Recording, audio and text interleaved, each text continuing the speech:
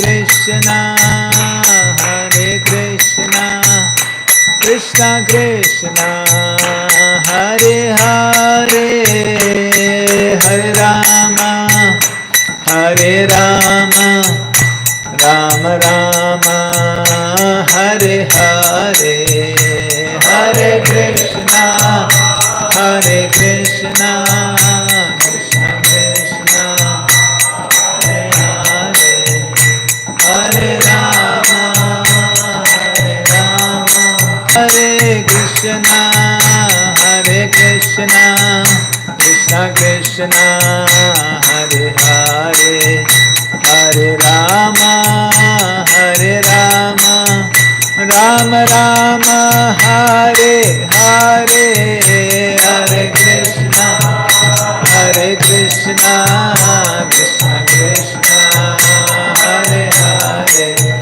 Hare Rama, Hare Rama, Rama Rama, Hare Hare, Hare Krishna, Hare Krishna, Krishna Krishna, Hare Hare, Hare Rama, Hare Rama, Rama Rama, Hare Hare, Hare Krishna, Hare Krishna, Krishna Krishna, Hare Hare, Hare Rama, Hare Rama, Rama Rama, Hare Hare. Jaya Jaya Prabhupada, Prabhupada, Prabhupada, Jaya Srila Prabhupada, Jaya Jaya Prabhupada, Prabhupada, Jaya Srila Prabhupada. Shri Nam Sankirtan ki jai.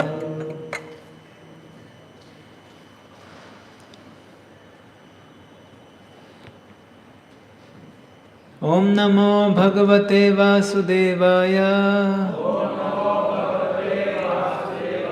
Om Namo Bhagavate Vasudevaya. Om Namo Bhagavate Vasudevaya. Narayanam Namaskrityam Naram Chaiva Narottamam Devim Saraswatim Vyasam Tato Jaya Mudiraye Nashta Prayeshu Badreshu Nityam Bhagavata Sevaya Bhagavate Ruttama Shloke Bhaktir Bhavati Naishtiki Krishnaya Vasudevaya Devaki Nandanaya Cha Nanda Gopa Kumaraya Govindaya Namo Namaha.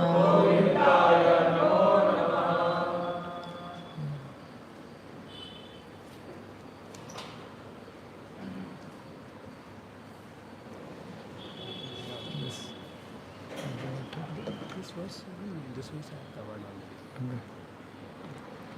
I just said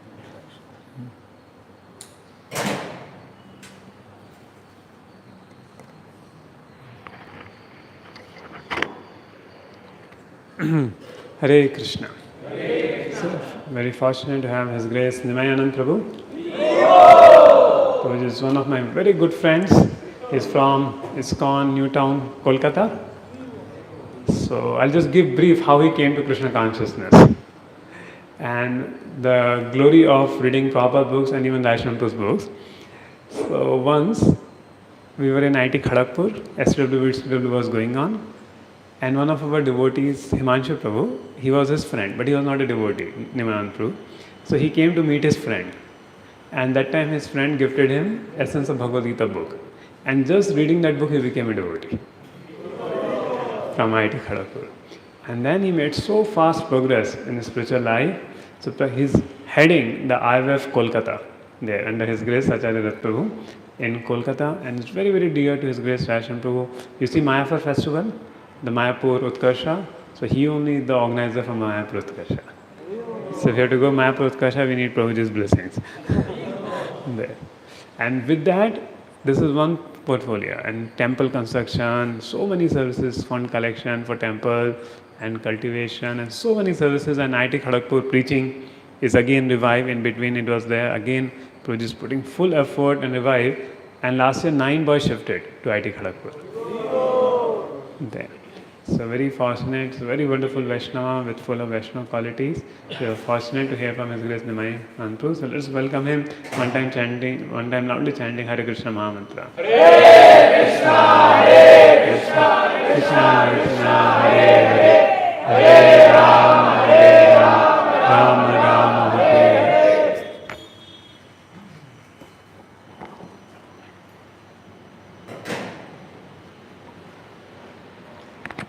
We are reading from Srimad Bhagavatam, 2nd canto, 3rd chapter, text number 10. Akama sarva kamo va, moksha kama udaradhi, tivrena bhakti yogena, yajeta purusham param.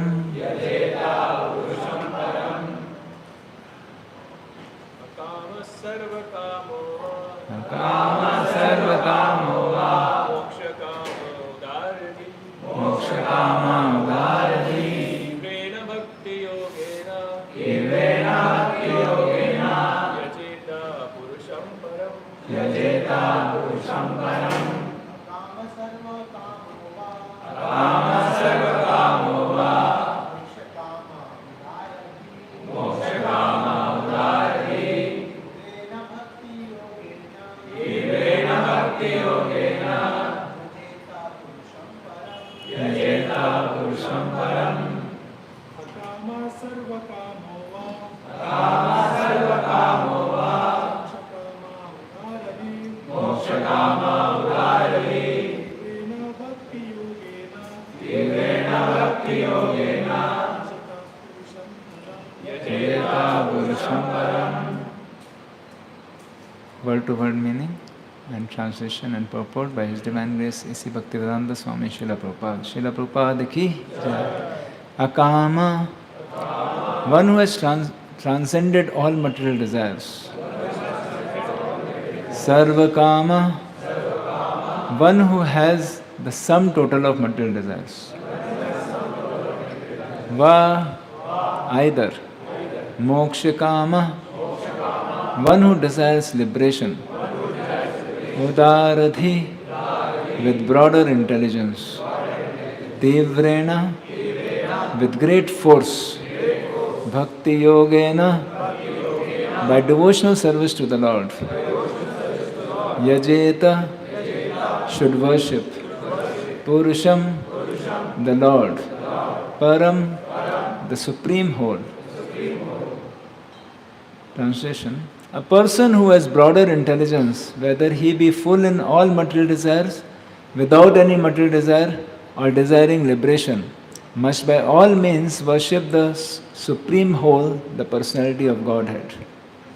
Purport: the Supreme Personality of Godhead, Lord Shri Krishna, is described in the Bhagavad Gita as Purushottam, or the Supreme Personality. It is He only who can avoid liberation to the impersonalists by absorbing such aspirants in the Brahma Jyoti, the bodily rays of the Lord. The Brahma Jyoti is not separate from the Lord, as the glowing sun rays are not independent of the sun disk. Therefore, one who desires to merge into the supreme impersonal Brahma Jyoti must also worship the Lord by Bhakti Yoga, as recommended here in the Srimad Bhagavatam. Bhakti Yoga is especially stressed here as the means of all perfection. In the previous chapters, it has been stated that Bhakti Yoga is the ultimate goal of both Karma Yoga and Jnana Yoga. And in the same way, in this chapter it is emphatically declared that Bhakti Yoga is the ultimate goal of the different varieties of worship of the different demigods. Bhakti Yoga thus being the supreme means of self-realization, is recommended here.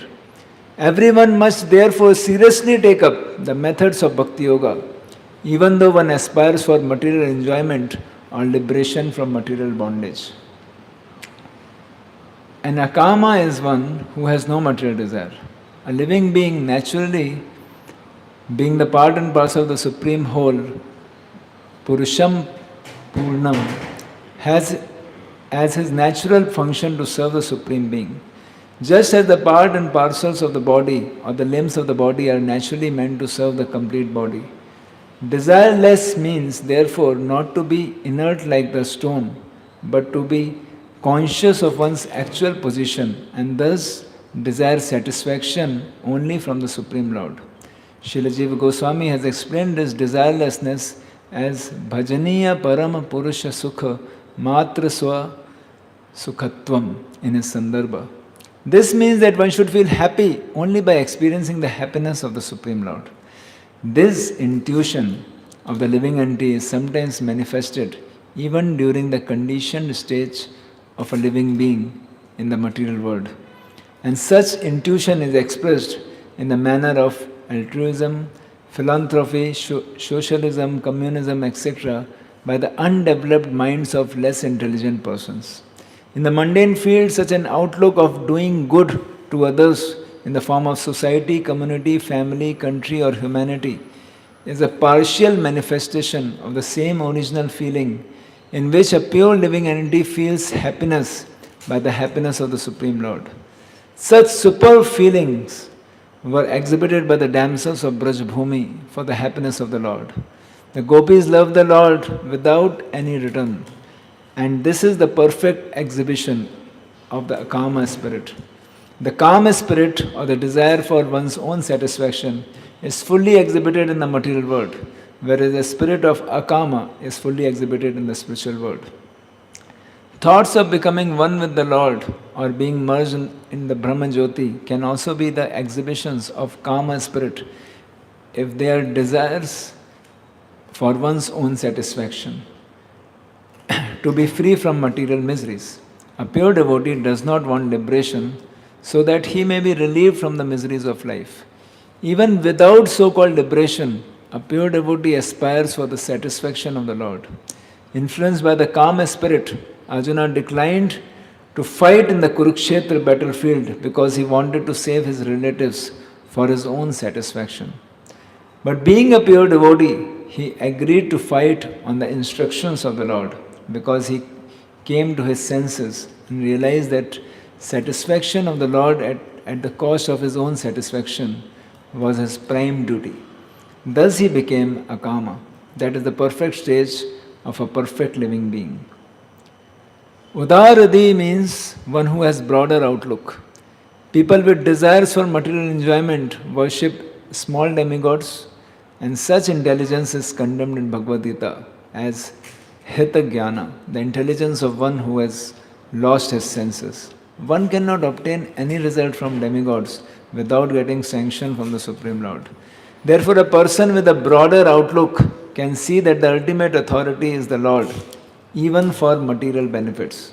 Under the circumstances, one with broader outlook, even with the desire for material enjoyment or for liberation, should take to the worship of the Lord directly. And everyone, whether an akama or sakama or mokshakama, should worship the Lord with great expedience. This implies that bhakti yoga may be perfectly administered without any mixture of karma and jnana. As the unmixed sun rays are very forceful and are therefore called tivra, similarly unmixed bhakti yoga of hearing and chanting etc. may be performed by one and all regardless of inner motives. Chant prayers. Om Ajnanatimirandhasya Jnananjanashalakaya Chakshurunmilitam Yena Tasmai Shri Guruve Namaha Shri Chaitanya Manobhishtam Sthapitam Yena Bhutale Swayam Rupa Kadamahyam Dadati Swapadantikam Vandeham Shri Guru Shri Yuta Padkamalam Shri Gurun Vaishnavamsha Shri Rupam Sagrajatam Sahagana Raghunathanvitam Stam Sajivam Sa Advaitam Savadhutam Parijana Sahitam Krishna Chaitanya Devam Shri Radha Krishna Padan Sahagana Lalita Shri Vishakhanvitam Sa Nama Om Vishnu Padaya Krishna Pristhaya Bhutale Shrimate Bhaktivedanta Swami Niti Namane Namaste Saraswate Deve Gauravani Pracharine Nirvishesha Shunyavadi Pashat Desatarine Namo Mahavadanyaya Krishna Prema Pradayate Krishnaya Krishna Chaitanya Namane Gauratushe Namaha He Krishna Karuna Sindhu Dinabandhu Jagatpate Gopesha Gopika Kanta Radha Kanta Namostute Tapta Kanchana Gaurangi Radhe Vrindavaneshwari Vrishabhanu Sute Devi Pranamami Hari Priye Nilachal निवासाय नित्याय परमात्मने बलभद्र सुभद्राभ्यां जगन्नाथाय ते नमः वंशाकल्पतरुभ्यश्च कृपा सिन्धुभ्येव च पतितानां पावनेभ्यो वैष्णवेभ्यो नमो नमः जय श्री कृष्ण चैतन्य प्रभु नित्यानंद श्री अद्वैत गदाधर श्रीवासदि गौर भक्तवृंद हरे कृष्णा कृष्णा कृष्णा हरे हरे हरे राम राम राम हरे हरे मूकं करोति वाचालं पंगुं लङ्घायते गिरिं यत्कृपातमहं वन्दे श्रीगुरुदीनतारिणं परमानन्दमाधवं श्रीचैतन्येश्वरम्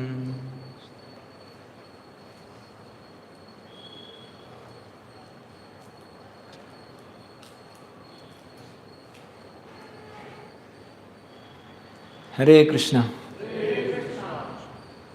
So I humbly seek blessings of all the assembled devotees, especially His Grace Braj Krishna Prabhu, by whose mercy I am practicing Krishna consciousness, so that we may be able to speak on this beautiful Srimad Bhagavatam for purification of our heart, for the glorification of the Lord, as a service to all devotees and for benefit of everyone.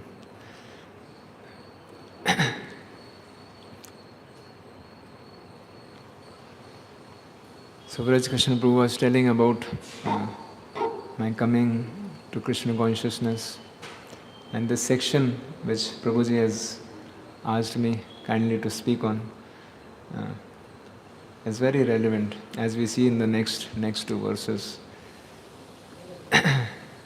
That we were wandering in Kharagpur for 2 years, first year, second year, not in complete, it's like a desert. Without Krishna consciousness, everything is just, it's like hunger and thirst, intense hunger and thirst, for satisfaction, and nothing is there in desert. So that was our situation. And by Krishna's grace, I came to meet with my school friend who was in first year. He completed his first year, I completed my second year because he dropped for a year. And he came from BHU under guidance of Vraj Krishna Prabhu. He came to Kharagpur to do his VTW, STW. And I went to pull him down. I came to meet him that what you are doing, why you are wasting time in all this stuff. And I saw he came in dhoti kurta. I was pulling his dhoti, and his seniors were very very fearful, that later on they were telling that some senior from second year IIT Kharagpur has come and he has taken our boy, he will be gone now. So they were fearful that I may take away this boy. But Krishna consciousness is so powerful, as Braj Krishna was telling, that a book written by Radheshyam Prabhu, which is just compilation of the words of Srila Prabhupada, it has such a powerful effect, that he gifted me a book. For me it was a surprise because he never gifted me anything before. I used to give him a lot of gifts. So it was a new thing for me that what has happened to him, how he has become so soft-hearted. And because first time he gave me some gifts, I thought I should take it seriously. And it was really wonderful. So how Krishna consciousness can create miracles, That I was pulling his dhoti after 6 months. The 6 months of this incident, I was in Pune, wearing dhoti kurta, attending Nishtha camp, chanting 16 rounds, attending Nishtha camp, and the same senior devotee was asking him, who asked him, who was this boy who was pulling your dhoti? So then he gave reply, Prabhu, he was this boy. And that time I realized how dangerous it is to associate with devotees. How fast you can be completely transformed. Jai Shri Shri Gaurangi Bangalore ki Jai. Shri Shri Jagannath Baldev Subhadra Maiya ki Jai. Nitai Chaitanya Bhagavan ki Jai. Lakshmi Narasimha Ananda Deva ki Jai. Srila Prabhupada ki Jai.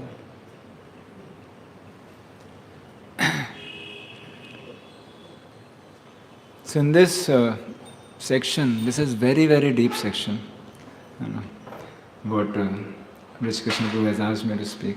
So personally, I always feel in my life, Brij Krishna Prabhu's blessings were always there, because he was a mentor for my friend Himanshu Prabhu. So his mercy came through him, right, in my life.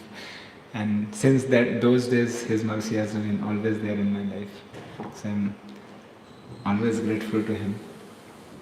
And I'm feeling very blessed to receive this section from Srimad Bhagavatam. Srimad Bhagavatam,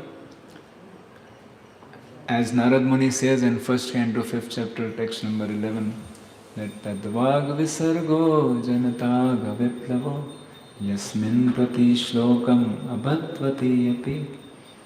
So it says that Tadvag Visargo Janata Aga Viplavo. So this Srimad Bhagavatam is creating a revolution in a sinful life of people in this world. And what is this revolution? This revolution is not something external revolution. This revolution is revolution of change of consciousness. The whole, and that's why Srila Prabhupada named the society of International Society for Krishna Consciousness. This is a powerful revolution which happens. In this world, constantly the consciousness, the material world means material consciousness, is all about how I can enjoy, how I can exploit. Every moment after moment, this is the whole propaganda, right? And this is everywhere there is advertisement, and that's what our mind consciousness is filled with from so many lifetimes, how to enjoy, how to enjoy. And Srimad Bhagavatam is a revolution, because it's a revolution in consciousness where now you start talking about how, not that I will enjoy, but how I will serve. In this world also people talk about service, as Srila Prabhupada in the purport talks about, there is a natural feeling of satisfaction when we try to serve, right? But that service, Prabhupada says here, this intuition is there. Originally we can become happy by serving Krishna, right? So Prabhupada says, this intuition of living being is sometimes manifested even during the conditioned stage of a living being in the material world. The hankering of jiva is, I want to serve Krishna selflessly, without wanting anything in return. Ahetuki apratihata bhakti, pure devotional service. That's the hankering.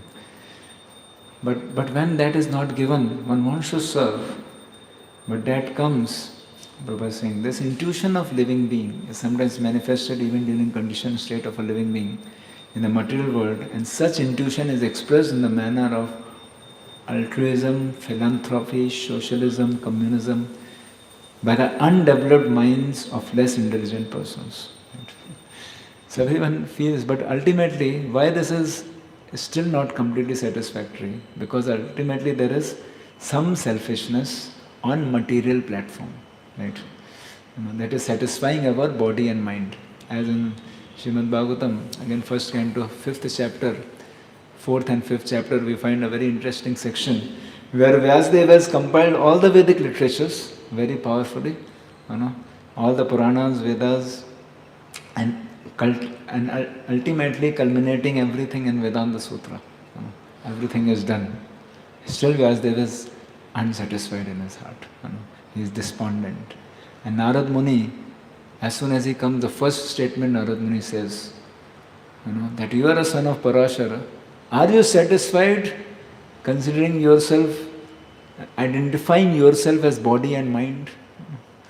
And in that way, Narad Muni makes a very strong point that all these stuffs, whatever you have been talked about in these so many Puranas and Vedas and so many things, is all about satisfaction of body and mind. That has been emphasized.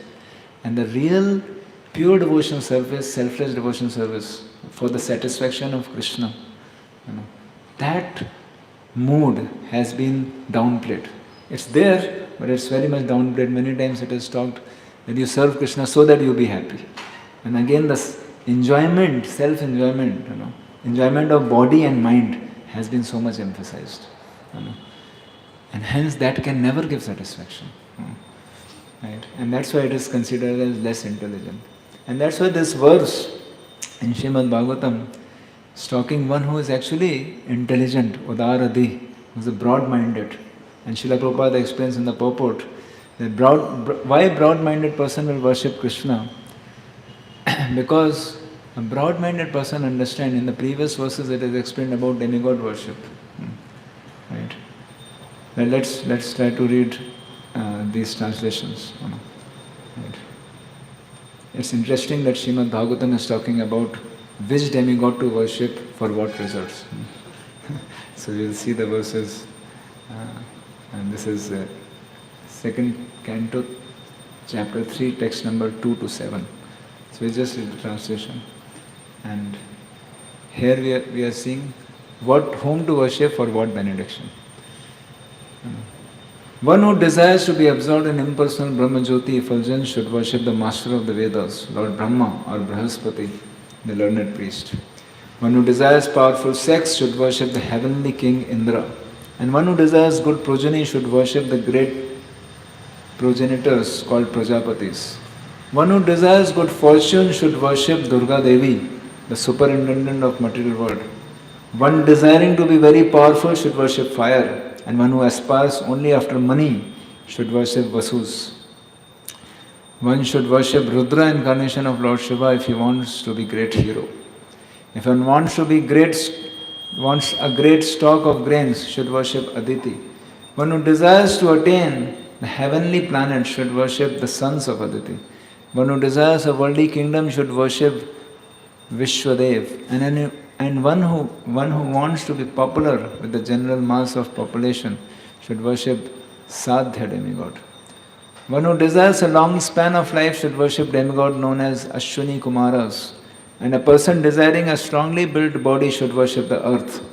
One who desires stability in his post should worship the horizons and the earth combined. One who desires to be beautiful should worship the beautiful residents of Gandharva planet.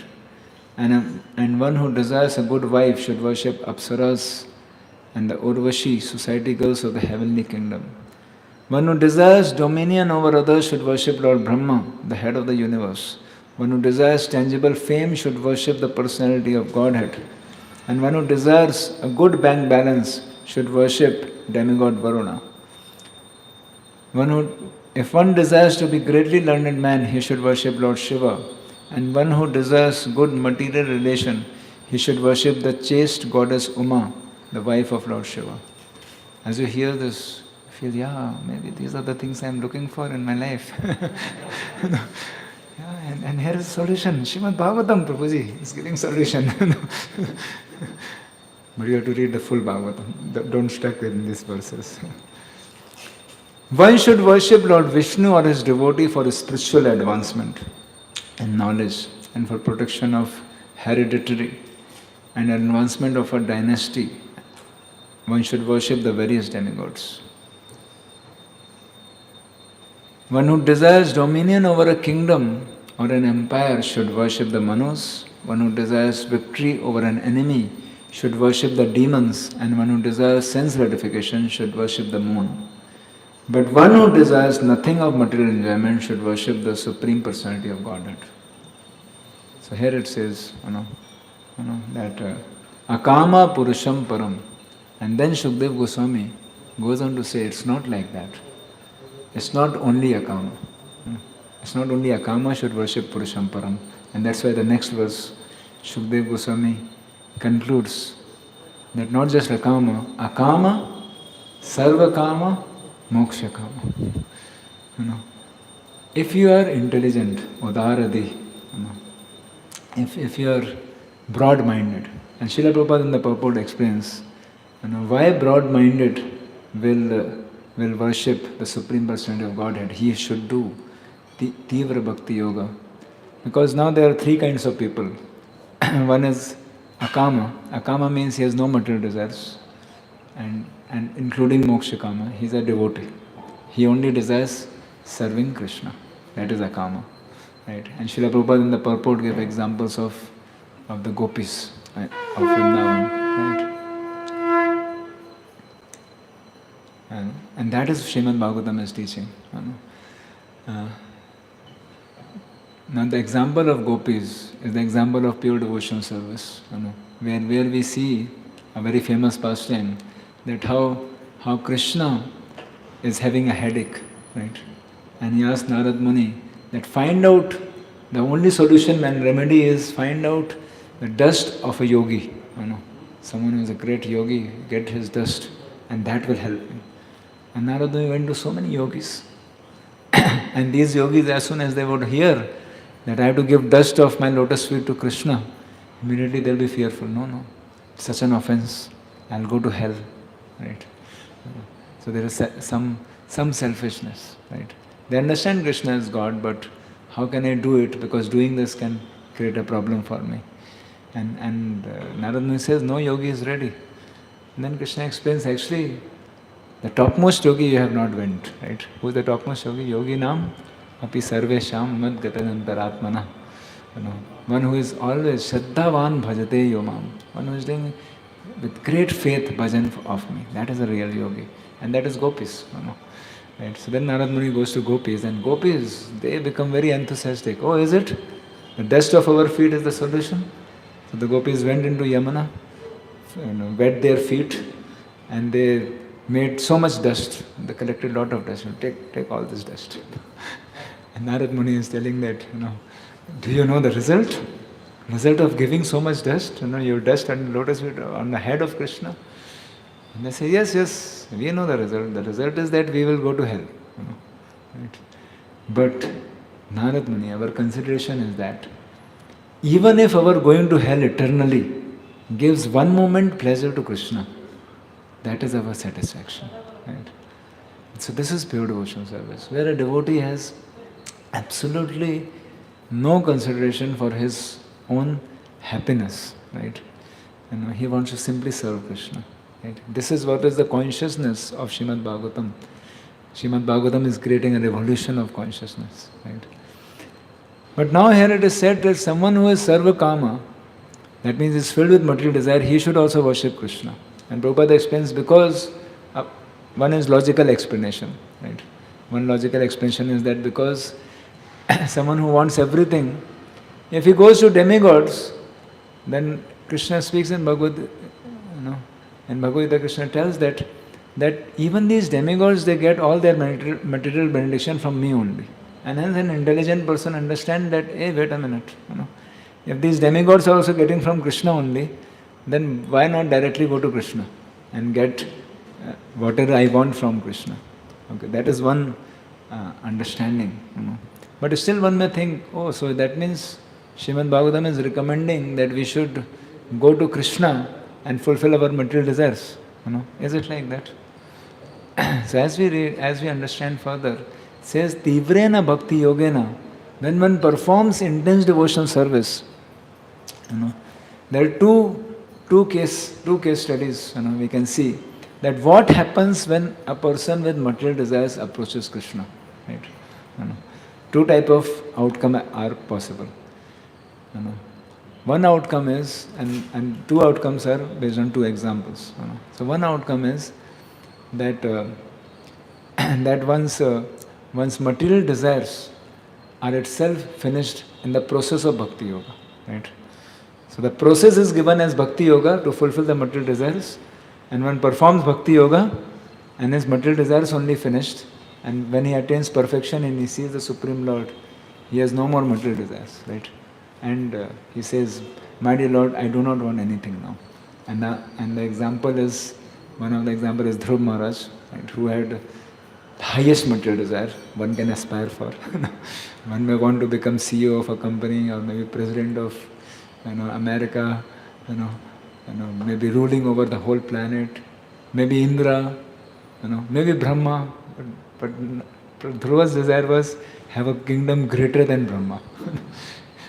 Highest material desire one can even think of. Right? And with that material desire he went, but he followed instructions of pure devotee Narad Muni, and because of that, following the instructions, his material desires only got vanished. Right? And then he, so in that way, he wants to only serve Krishna, and Krishna gives him, fulfills that desire by giving him Dhruva Loka, and there he is simply serving Krishna. So that is one outcome. And this outcome may be sometimes, not very encouraging. Someone who is actually looking for material desire, he may think, "Arey, Prabhuji, my desire only will be gone." I don't know. Then what is the use? I want to maintain my desire also. Right? Then there is second outcome, second possibility, which Krishna does. This is mentioned in 5th canto, 19th chapter, where it is explained that if someone approaches Krishna with material desires, then Krishna, when he gives that material desire, he gives that results. Then after that, a person do not want anything. He becomes fully satisfied. He is done with, right, with his material desire. When he receives from Krishna. Whereas when we receive from demigods, or we receive by our own efforts, right? In this material world we have material desire, and we want to fulfill those material desires by our own effort. I will make it happen. But how much ever, when the results come like this, through any other sources other than Krishna, then the hankering will continue. The thirst will never be satisfied. Whereas when Krishna gives, we will be done with. Now I do not want anything. And one of the examples, such example is, which is little bewildering example, comes in 9th canto. 9th canto is filled with bewildering pastimes. It's a test. 9th canto is a test for entering into 10th canto. I don't know. So one of the pastimes is of Pururava, who worships Krishna, to fulfill his material desires of Urvashi, and he gets Urvashi, right? And the pastime ends there. But it continues, because in the 11th canto, the realization of Pururava comes. Because when you get from Krishna, Krishna makes sure that you are done with, right? Right? You will have no more further hankering, and now you will go back to Godhead, right? Right? That's why receiving material benediction, even if one has intense hankering, one should do bhakti yoga only, right? Because when you receive from Krishna, when Krishna will give, Krishna will give. Suppose someone wants wealth, and you want, and you are exclusive, Ananda Bhakti, Ananda Bhakti. I will get only from Krishna. I will not go to any demigods. I don't want any other shelter, because Krishna is our loving Father. We must have heard this example in our early days, that just like going to demigods and going to Krishna is like going to a shopkeeper to get sweets, and going to father to get sweets, right? Shopkeeper, he may give you, anything which is very old, maybe 10 days before he has made the sweet, it looks very nice, but it is all rotten and it may do food poisoning for you. Whereas father, when he has to give, he will give the best thing, right? Or if it is not good for you, he will not give only. Or he will give you when it is the right time. So father will think deeply.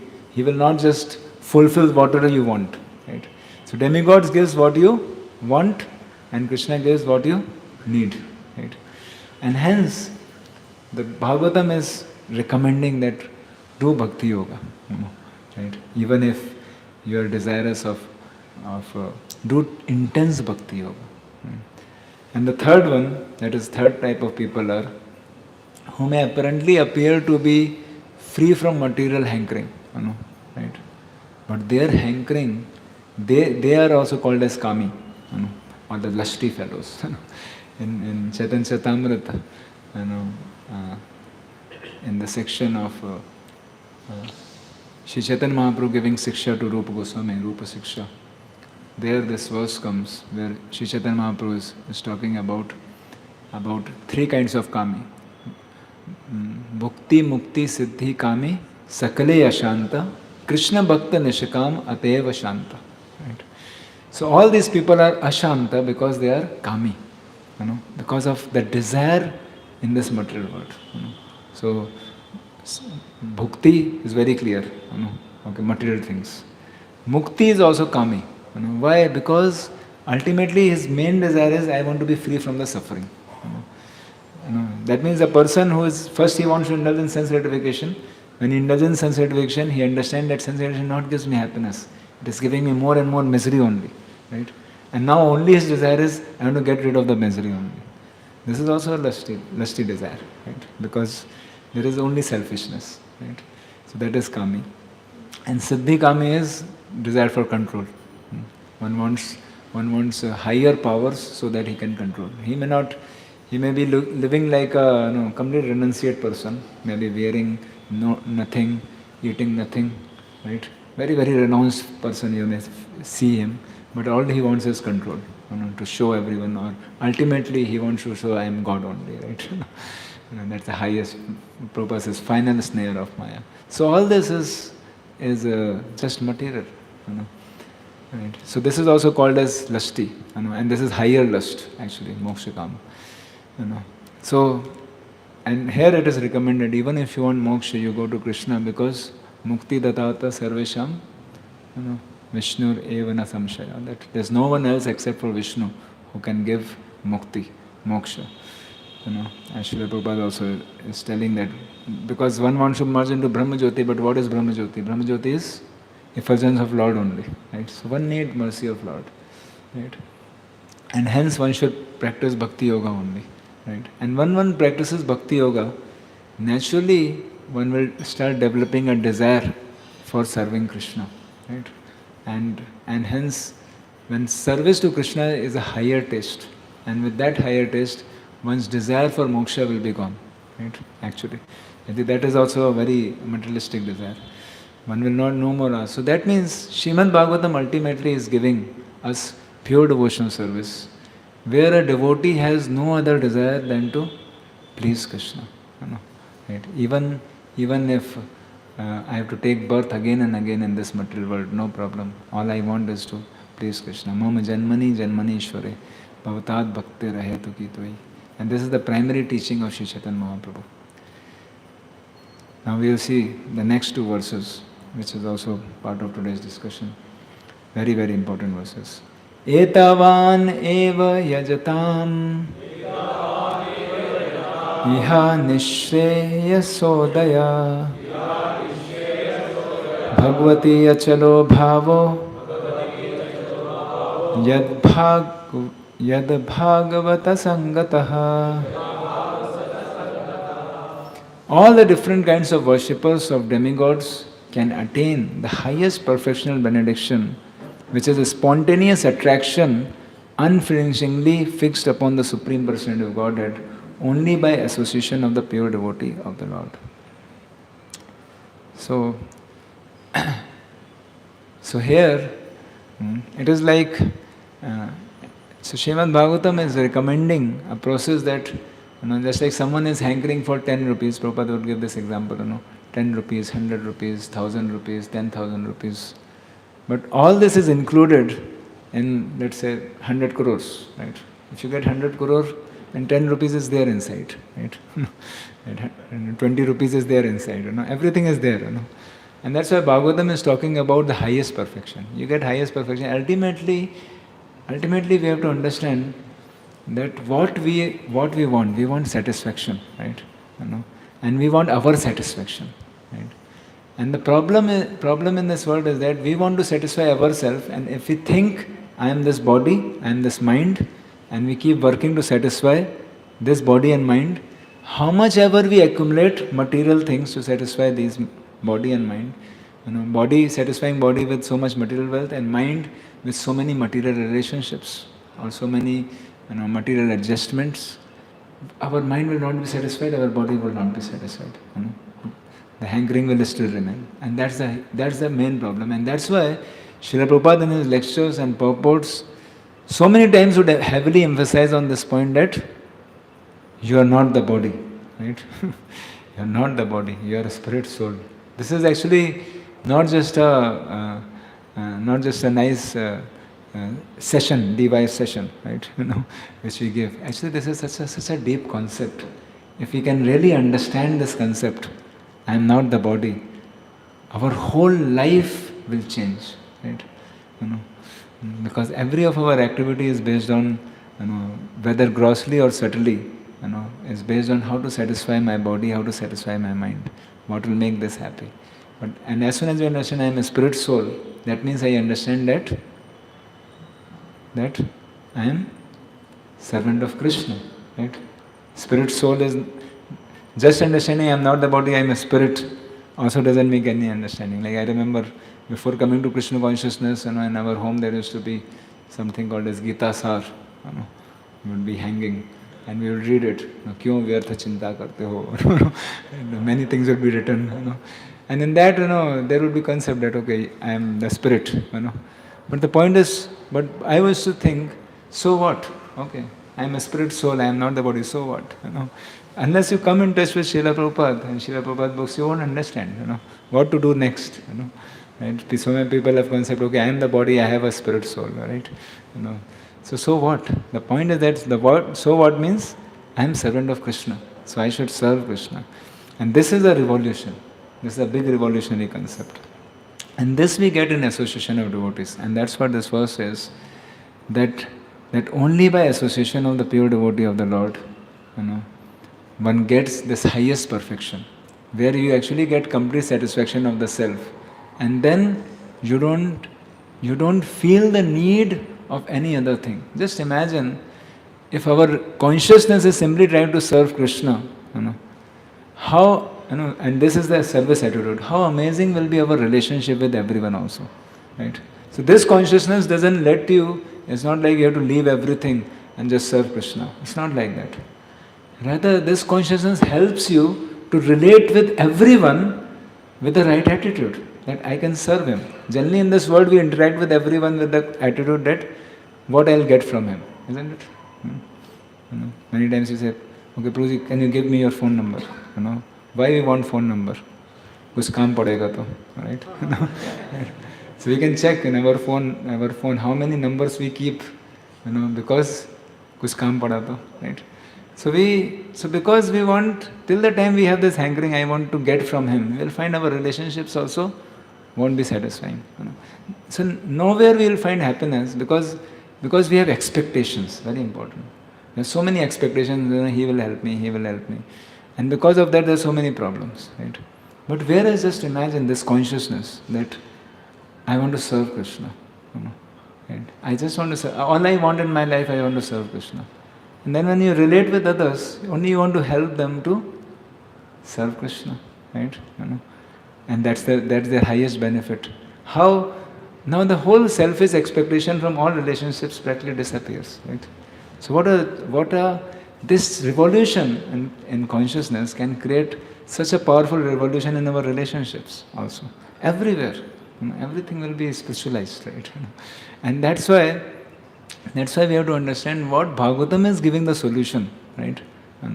Of worshipping Krishna and coming to the platform of pure devotional service solves everything, right? There's nothing more needed. And that's why here it is saying that for all kinds of worshippers of multi-demigods can attain the highest perfection, perfectional benediction, which is a spontaneous attraction, unflinchingly fixed upon the Supreme Personal Godhead. Nishreya, what is that Nishreya? The highest perfection, that is Udaya Bhagavati Achalo Bhavo. That is arising of this Achala Bhav for Krishna. Right? And that is possible by Yat Bhagavata Sangataha. That is possible only in association of devotees. So value of association of devotees, for a moment is so powerful.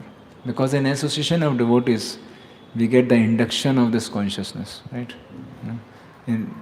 We should understand that we are always getting, whatever we associate with, we are getting some or the other induction, And in this material world, as Sri Chaitanya Mahaprabhu is explaining to Rupa Goswami, Brahmanda Brahmite Kona Bhagavan Jeev Guru Krishna Prasade Paya Bhakti Lata Bij.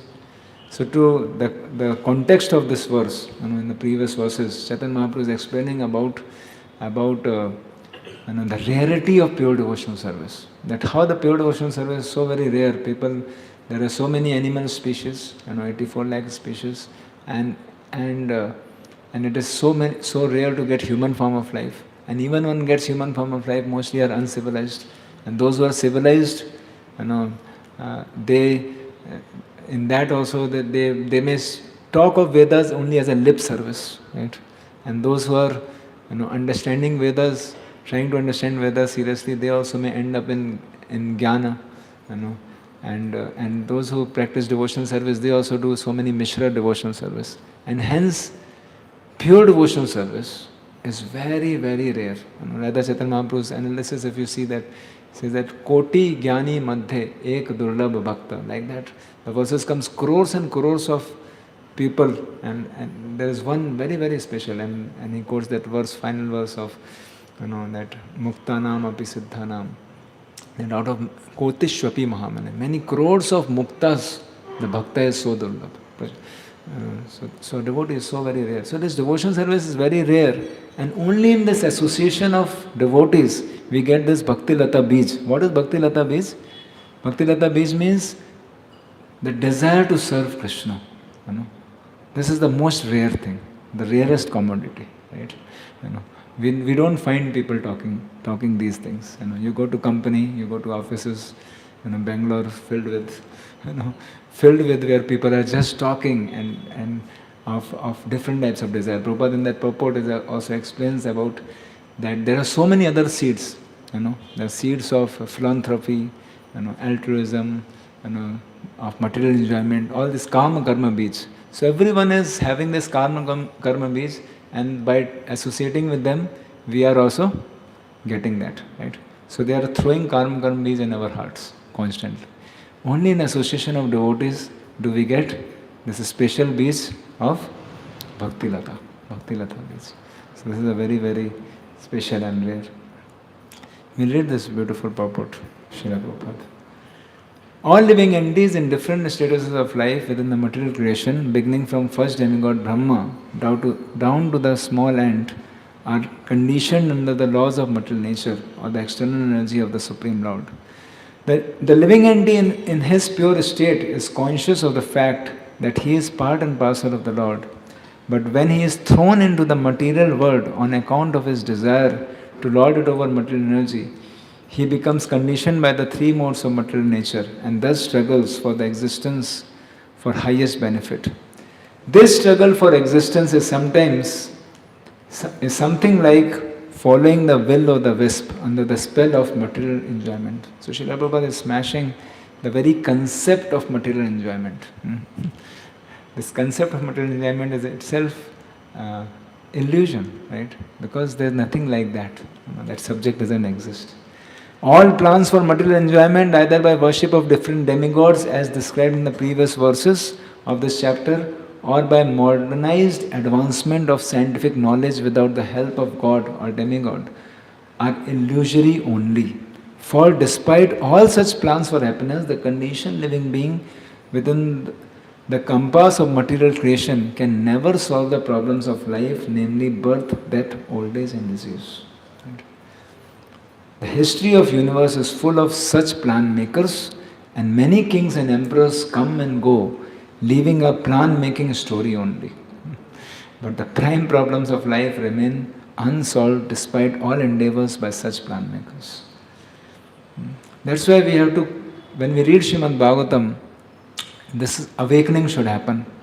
We have, in this material world, just see the difference and the contrast and the illusion presented by the people in this world. Right? That kal do duniya muthi mein, hum honge kamyab, we'll make better world. And here it is explained, sorry. So many people in the past, from time immemorial have been giving the same advertisement. They have come and gone, and never it has happened, never it is happening, and never it will happen, right? Because material world is a place of suffering, dukkhalayam, right? And it's a temporary, ashashvatam, Any big creations, big establishments, big empires, everything has collapsed with time. And that's what Mother Earth in 11th canto is praying, Bhumi Gita, where she is praying that, and laughing actually, practically, that all these kings come and they fight with each other to have control over me, not knowing that I am simply your property, my dear Lord. I am never property of any of these kings. They come, they fight, and they kill each other, and they also die, right? So actually, none of these plans are going to work out. That's what Prabhupada is saying. History of universe is full of such plan makers, and many kings and emperors come and go, leaving a plan making story only. Right? So, and hence, an intelligent person should learn from this. Okay, I should stop making plans of making establishment in this material world. If I have to make plans, we should make plans. We should not stop making plans. But we should make plans aligning with the desire of the Supreme Lord. And Supreme Lord's desire is, especially at this point of time, in this world, at this point of time, the Supreme Lord has already told his desire. Prithvi te ache jato nagar adi gram sarvatra prachar hoy bemorana. Very clear. This is Krishna's desire. And because this is Krishna's desire, this is Krishna's plan, it will happen. Right? And it is happening. Right? Right? So better to align with the plan of the Lord. Okay. Lord's plan is that Krishna movement will spread. So let me then make nice plans to spread Krishna movement. Right? Then your plans will be successful. Right? Right? Total all our energy in how I can do something to assist expanding of this Krishna movement. Right? Right? So that is very nice. Actually, the human life is meant for making a solution to the problems of life. One can never solve such problems by satisfying the different demigods, by different modes of worship, or by so-called scientific advancement in knowledge without the help of God or demigods. So, both, whether with the help of demigod or with the help of scientific advancement, none of these things can help solve the problems. Apart from the gross materialists who care very little either for God or for the demigods, the Vedas recommend worship of different demigods for different benefits. And so the demigods are neither false nor imaginary. The demigods are as factual as we are, but they are much more powerful due to their being engaged in the direct service of the Lord and managing different departments in the universal government. The Bhagavad Gita affirms this, and the different planets of the demigods are mentioned there, including the one of the supreme demigod, Lord Brahma. The gross materialists do not believe in the existence of God or the demigods, nor do they believe that different planets are dominated by different demigods. They are trying to reach the nearest planet, Chandraloka or the moon, but even after such much mechanical research, they have only very scanty information of the moon. And in spite of such false advertisement for selling land on the moon, The puffed up scientists or gross materialists are having difficulty reaching this nearest planet. And what to speak of the other planets which they are unable even to count. Right? So we have to understand this. Even if the cell land on moon, and even if they reach the moon, let's say everyone reaches the moon. But the point is that, so what? Right? And then the problems of life is going to remain same there also, right? and hence you can understand the real complete futility of all the scientific advancement. It just doesn't make any sense. You go to moon, you go to Mars, you go to Venus, you go everywhere. The problem of birth, old age, disease, death is not going to be solved. Right? So what's the use of these things? This is simply, you can say, ways to forget Krishna. Right? One is so bored up, in this material world. Right? This material world is a very boring place. Right? and the only wonderful thing is to remember Krishna. Right? And now, if you don't want to remember Krishna, then there are so many different varieties and ways to forget Krishna. And all these, now the new thing, moon, let's go to moon. But it's not going to solve any problems, even if everyone reaches moon. However, the followers of Vedas have a different method of acquiring knowledge. They accept the statements of Vedic literatures as authority in toto, as we have already discussed in Canto 1. And therefore, they have full and reasonable knowledge of God and demigods and of their different residential planets situated within the compass of material world and beyond the limit of material sky.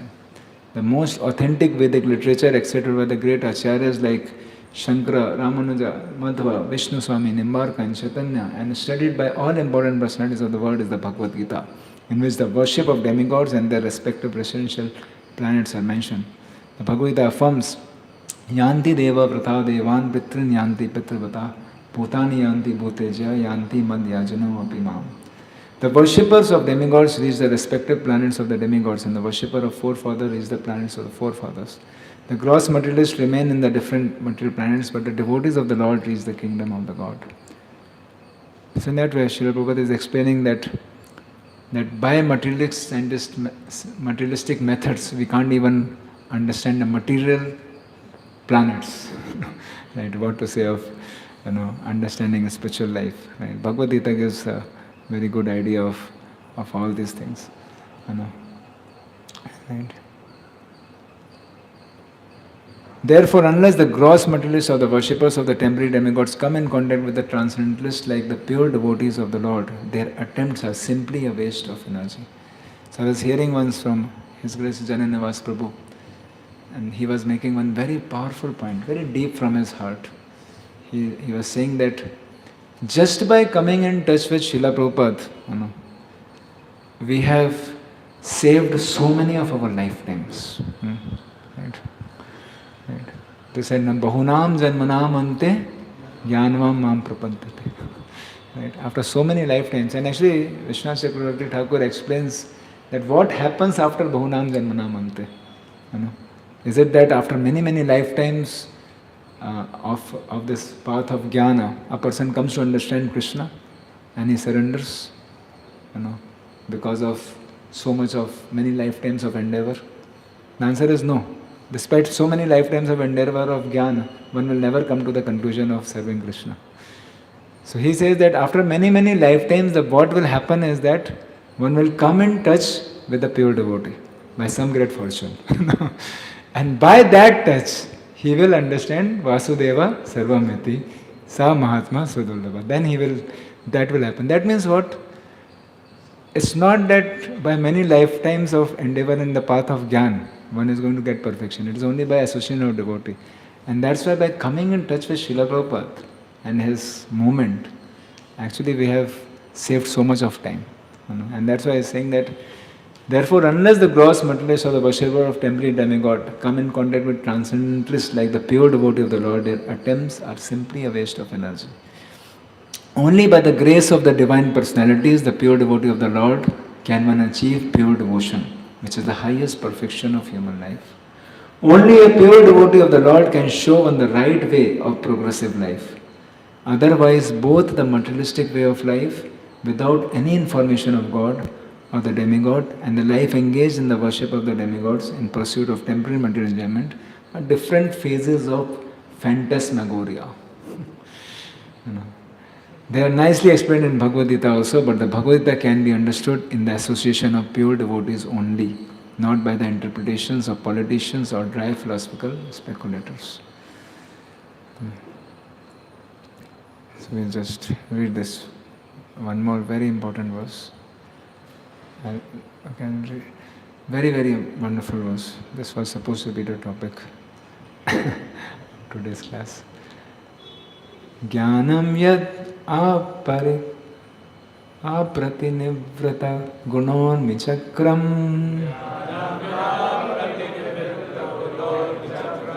Atma prasaduta yatra guneshva sanga Kaivalya sammata pathastu atha bhakti yoga Ko nirvritto harikatha suratim na kuryat. Transcendental knowledge in relation with the Supreme Lord Hari is knowledge resulting in the complete suspension of the waves and whirlpools of the material modes. Such knowledge is self-satisfying due to its being free from material attachment and being transcendental. It is approved by the authorities. Who could fail to be attracted? And this transcendental knowledge in relation with the Supreme Lord Hari, this is called as technically Sambandha Gyan. This Sambandha Gyan results in complete suspension of the waves and whirlpools of the material modes. As soon as we understand, I am servant of Krishna, right? This is Sambandha Gyan. Jive Swarup Hoy, Krishna Metadas.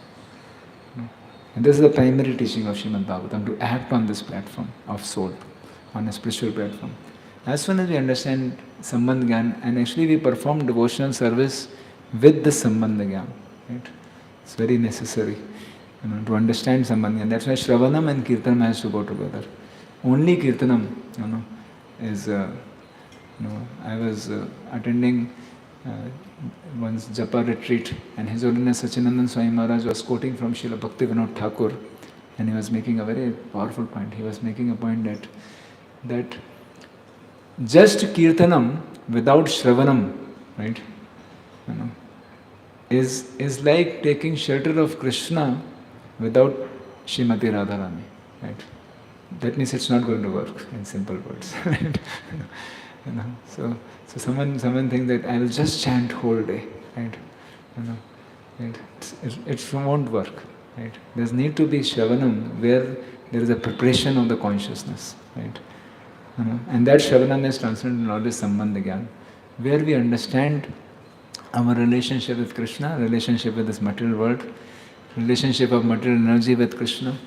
And when we understand actually how Krishna is the supreme controller, he is Bhokta Ram Yagatapasam, he is the real enjoyer, Sarva Loko Maheshwara, he is the controller and proprietor of everything. And he is Suharda Sarvabhutanam, and not only the powerful personality, but he is a most dear, well-wishing, friend of mine. If we understand this, then there is Gyatavam Shantam Rachati. When we just be very peaceful, there is no anxiety. A devotee feels completely protected and alone. So this is Sambandha Gyan, to understand that Krishna is my real friend, and to act in that relationship, let me just try to engage my life in serving Krishna. One will be free from all kinds of miseries of this material world. And such knowledge is self-satisfying. The Sambandha Gyan, hearing Srimad Bhagavatam itself is self-satisfying due to its being free from material attachment. Right? To understand that we are not the body, mind, we are servant of Krishna. Being transcendental, it is approved by authorities. Who could fail to be attracted? So at this point of time, we'll request if devotees have any questions. So, to summarize, today we discussed, we saw that how there are so many demigod worship being mentioned, but all these demigod worships, they're for material desires, are simply meant for satisfying one body and mind, which will never give one real self-satisfaction. And hence Srimad Bhagavatam request all the people who have all kinds of material desires, or who have moksha desire, or uh, who is a devotee, right? Everyone should do intense devotional service. If he is a broad-minded, he is intelligent to understand things, he is able to see things in the full picture, right? He should be worshipping Krishna, and this worshipping Krishna is the highest perfectional state, which can be achieved by everyone, whoever one is, at whatever platform one is. Everyone can practice bhakti yoga very intensely, and he will get the highest perfection of life. And in highest perfection, all the other perfections are included, right? And 100 crores, 10 rupees, 20 rupees, 100 rupees, 1000 rupees, everything is included, right? So one gets that highest perfection, and this highest perfection is possible only by association of pure devotees, because pure devotees gives that right consciousness, which actually can satisfy ourselves. And in association of pure devotees, we actually hear Srimad Bhagavatam, which is the transcendental knowledge of Sambandha Gyan, our relationship with Krishna, which is completely free from all material attachments, all material modes, all, Kaitava dharma projita atra paramo nirmat saranam satam vedyam vastavam atra vastu shivadam tapatrayon molanam shiva shrimad bhagavatam. So this is the Mahamuni Krite Kimva Parerishu. There's nothing else needed actually. Srimad Bhagavatam gives the highest perfection, right? And it gives the highest satisfaction, free from all tinge of materialism, Kaitava dharma, kicking out all the cheating type of religion. There's only one dharma actually. Dharma is to surrender to Krishna. Srila Prabhupada would make life very simple. Dharma means what Krishna says, dharmam to bhagavad bhagavad pranita, dharmam to sakshat bhagavad pranita, and what Krishna says, sarva dharman parityaja mamekam sharanam. So Prabhupada made it very simple, right?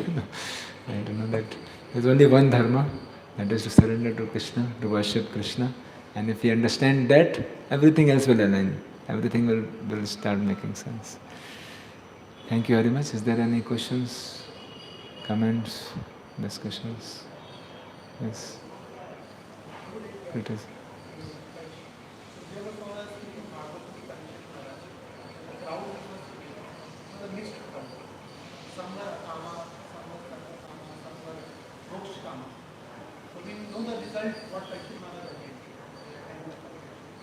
What about the other? Is there any record of other people's start coming?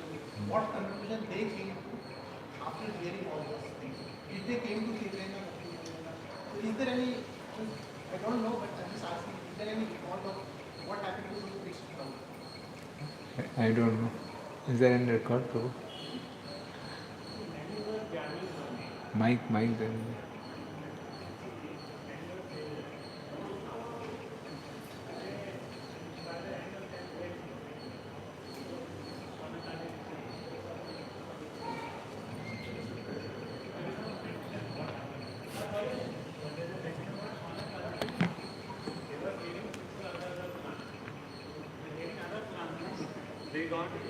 Heard about Krishna, and by hearing Srimad Bhagavatam, they also became pure devotees, because the level of the inquiry had been changing.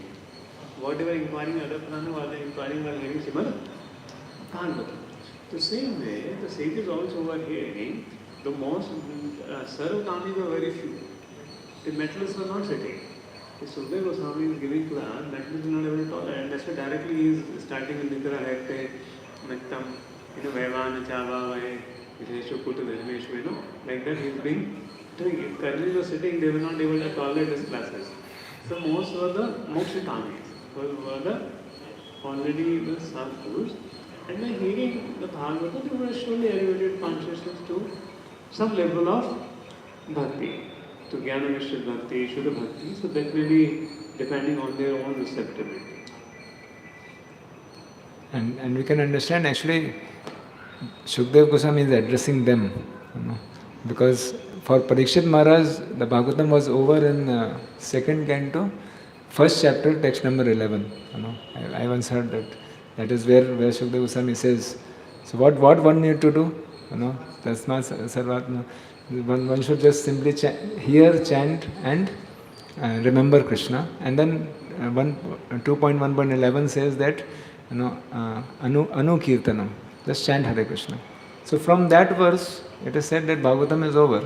And after that verse, what should have happened is that Shukdev Goswami would have taken his bead bag, Parikshit Maharaj his bead bag, and they would have just chanted Hare Krishna. Because Parikshit was already a devotee. But we find that next, so many other topics started, especially the description of how to purify material desires and all. So this is all happening for audience, because the audience is not yet convinced. Right? There's so many different people are sitting here, and that's why. And Parikshit Maharaj also, for their benefit, is asking so many questions and goes on and on. And then Shukdev Goswami is helping all these people that, you all people also, come and practice Bhakti Yoga. So certainly it is addressed to them, but as far as Krishna was making a point that their consciousness is surely elevated. Now how much they take, just like we hear about Gokarna. You have heard? I hope you heard about Gokarna pastime, where Gokarna is reciting Bhagavatam, right? And this, what was his name? Dundubi. Dundubi was ghost, sitting there. He goes back to Godhead. Same Bhagavatam is going on. He is going back to Godhead because of his attentive receptivity. Right? Whereas all others are, thinking, "Humne to Bhagavatam suna," but nothing is happening because of. And that time he gives a very important lesson that it depends on one's contemplation. That actually, Dundubi was. So he made a point that when he would give Bhagavatam, after in the night they will all go and take rest. जैसे अच्छा class था बोल के सब सो जाते थे, but Dundubi would not do that because he was in great pain. So when the class would be over, he would be thinking very deeply and contemplating. Vishnu Duttas speak this point, that because of thinking about, remembering very deeply the subjects, whatever he heard, he destroyed a huge quantities of sinful reactions, right? And that's how he could go back, right? Whereas others were, अच्छा class था. They will just go away. अच्छा मजा आया. अभी प्रसाद में क्या है? I don't know. Whereas if we sincerely think, contemplate deeply, and discuss with devotees, what we heard, how to apply it, what to do in my life, then that contemplation and thinking about Krishna, destroys very deeply all the knots in the heart, which is binding us to material world. And then one can be advanced. Thank you. Any other question? Time is over. Okay, one last question. I had heard this question, but I didn't get full answer. So, sometimes some person can say, okay, if we don't, the Lord is the supreme controller. He is the person who to be approached. But there is one question like, if we go to doctor also. So similarly, going to a doctor for a material problem, similarly we can go to demigods also and get our material problem resolved. So what is the difference between approaching these two? Like we don't approach demigods, we approach doctor. So Yes. Actually, truly speaking, to approach demigods or to doctor for ensuring our devotional service. Okay, right? The focus should be clear that why you want to be cured, right? Why we want to be cured. That is more important. That's why I'm saying. That's why Srimad Bhagavatam is a revolution in consciousness. Right? So generally people go to doctor for what? This is creating me so much trouble. Right? I'll be freed from trouble so that I can enjoy, do sense gratification. Right? For example, yoga. Yoga, pranayam, all these things gives good health. Right? But most of the people, why it is becoming popular? Because it will give me good health and I can do sense gratification, right? Right, So yoga for bhoga, that is being propagated, right?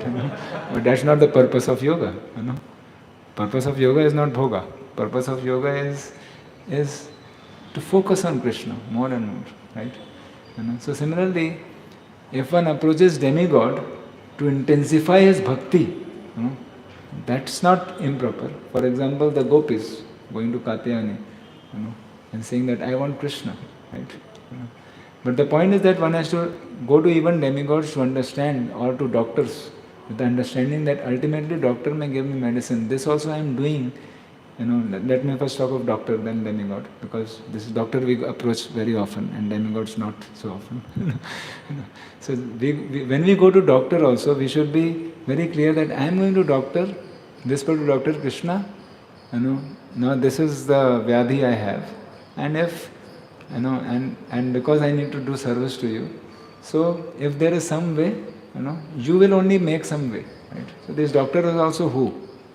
So we have to see doctors also, they are also empowered by Krishna, and all their medicines are also, ultimately Krishna's arrangement, as how the medicines exist, whether whatever path, homeopathy, Ayurveda, or allopathy, naturopathy, anything we should always see Krishna. Okay? These medicines are ultimately arranged by Krishna only. This doctor is also arranged by Krishna only. And if he is giving me some medicine, this medicine will also help me only if Krishna sanctions. As medicine will go inside, but nothing will happen. Even though the doctor is powerful, medicine is powerful, still I will not be cured if Krishna then sanctions it. Okay, right? So in that way, a devotee knows that I am also taking shelter of Krishna only through this. Okay, I should not take shelter of them actually. They are just agents. And second thing is, for what purpose? To serve Krishna, right? Understand? And a pure devotee who has complete faith, he may not go to doctor also. Like Srila Bhakti Siddhanta Saraswati Thakur, he would not take medicines. He said, holy name is the medicine. Just chant Hare Krishna. Because there are verses in the scriptures which talks about how Shuddhanam, if someone chants Shuddhanam, then he can cure all the diseases also. Right? So like that, So point is that, and that's true, but that's not the purpose of chanting Shuddhanam, right? A devotee is not interested in just curing the disease. A devotee is interested in surrendering to Krishna. So whatever pleases Krishna. If Krishna wants me to be diseased, let me be diseased. Right? In that way, devotee don't take shelter of doctor. Understand? In a similar way, demigods. One can approach demigods, but not taking shelter of demigods. Understanding that they are just agents of Krishna, right? And then if Krishna wants to help me through this demigod, it's fine. What to say of demigod? Even materialist. If Krishna can help one through materialist. Srila Prabhupada was distributing magazine, and some normal person, told him that instead of making this magazine, people throw it away. You write books, people will keep it. Prabhupada, what he said? My Guru Maharaj is speaking through him. Right? So a devotee can even see spiritual master and Krishna speaking, and helping me even through materialists. What to say of demigods, right? Okay. So that's a vision of a devotee. He don't. What is improper to think that demigod is so important? Or Krishna. If I go to Krishna, Krishna will first purify all my desires only. पूरा मेरा heart ही desire ही ख़त्म कर देंगे, फिर provide करेंगे. बहुत late हो जाएगा, मेरे को अभी तुरंत चाहिए. I want immediate benefit. So this is actually cheating ourselves. That we have to understand. This is Kaitava Dharma. To go to demigod, get a shortcut. It's bribery. It's actually like a bribery.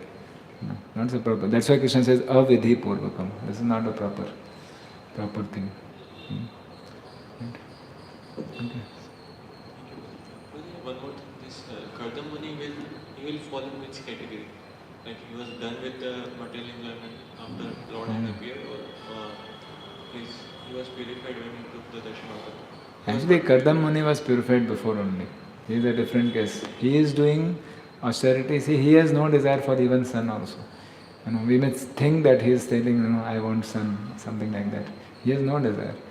He is fulfilling the instruction of Brahmaji. Read properly, you understand that Brahmaji, he is a Prajapati. Okay? So Brahmaji has told that you have to beget. So then he is thinking, okay, if I have to beget, I have to get married. No. Right? So that's why as a service, to his superior, he is doing this. So Kardam Muni is, approaching the Lord is for devotional service only. So he is like Akama only. You can't consider him to having material desires. He is getting married, but he is not interested. Right? And even when he produce children, it is also he's just thinking, Arey, she has done so much of hard work, so much service, devoti, and I have to also serve Brahmaji. Brahmaji gave me some instruction, let me do my part. So it's a service attitude. So we don't find, and there is Lord is crying, tears, right? Lord is crying tears there, out of affection. So it's a very special pastime. It's quite a pure pastime. Okay, thank you very much. It's quite late. Very grateful to all of you for nice association. Srila Prabhupada ki Jai, Granthra Srimad Bhagavatam ki Jai, Hare Krishna.